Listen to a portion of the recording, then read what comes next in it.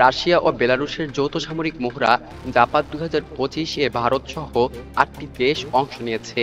এই 5 দিন ব্যাপী মহড়া অনুষ্ঠিত হয়েছে এমন সময়ে যখন ভারত যুক্তরাষ্ট্র সম্পর্ক বাণিজ্যিক টানাপোড়েনের মধ্য দিয়ে যাচ্ছে।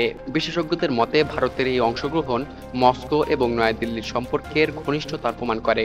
ভারতের প্রতিরক্ষা মন্ত্রণালয় নিশ্চিত করেছে যে জাপান 2025 মহড়ায় অংশ নিতে কুমাউন রেজিমেন্টের 65 জন সেনা সদস্য পাঠানো হয়েছে।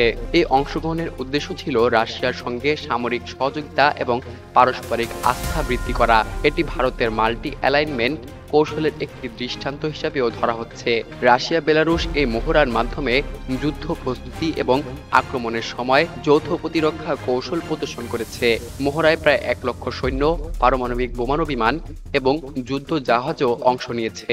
এটি অনুষ্ঠিত হয়েছে এমন সময়ে যখন ন্যাটো এবং রাশিয়ার মধ্যে উত্তেজনা তীব্র, বিশেষ করে পোল্যান্ডে রাশিয়ান ড্রোন ভূপাতিত হওয়ার পর। তার সংবাদ সংস্থা জানিয়েছে ভারত ছাড়াও Iran, Bangladesh, Burkina Faso, Congo এবং মালিও এই মহড়ায় অংশ নিয়েছে।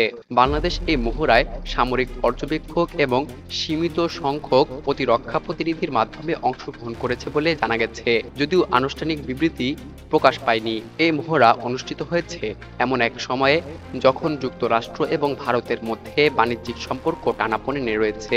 মার্কিন প্রেসিডেন্ট ডোনাল্ড ট্রাম্প ভারতের রাশিয়া থেকে তেল কেনা এবং ইউক্রেন যুদ্ধ ঘিরে ভারতের অবস্থান নিয়ে ক্ষুব্ধ হয়ে আমদানির উপর 50% শুল্ক আরোপ করেছেন। প্রেসিডেন্ট ট্রাম্পের এই পদক্ষেপের পর ভারতীয় প্রধানমন্ত্রী নরেন্দ্র মোদী বলেন, ভারত এবং যুক্তরাষ্ট্র ঘনিষ্ঠ বন্ধু এবং প্রাকৃতিক অংশীদার।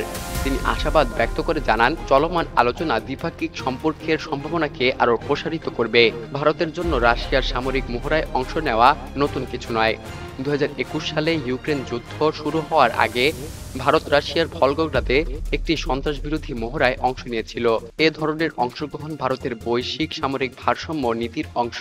ইরানও জাপান 2025 মহড়ায় অংশ নিয়েছে, যদিও তাদের সৈন্যদের উপস্থিতি আনুষ্ঠানিকভাবে নিশ্চিত করা হয়নি। ইরান এবং রাশিয়া সামরিক সহযোগিতার মাধ্যমে ঘনিষ্ঠ হচ্ছে, যেমন ইরান ইউক্রেন যুদ্ধে ব্যবহারের জন্য শাহিদ ড্রোন এবং ব্যালিস্টিক ক্ষেপণাস্ত্র সরবরাহ করেছে।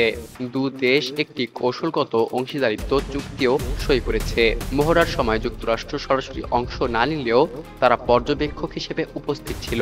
ওয়াশিংটনের লক্ষ্য ছিল ইউক্রেন যুদ্ধ বন্ধে রাশিয়ার উপর কূটনৈতিক চাপ বৃদ্ধি করা। তবে ভারতের এই অংশগ্রহণ তাদের জন্য কিছুটা উদ্বেগের কারণ হয়ে দাঁড়িয়েছে বলে মনে করছেন বিশ্লেষকরা। জাপান 2025 কেবল রাশিয়া বেলারুশের শক্তি প্রদর্শন নয়, বরং এটি বৈশ্বিক কৌশলগত অঙ্গনে একাধিক দেশের ভূমিকাকে সামনে এনেছে।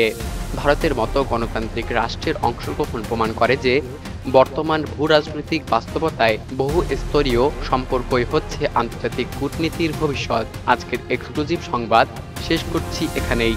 ধন্যবাদ।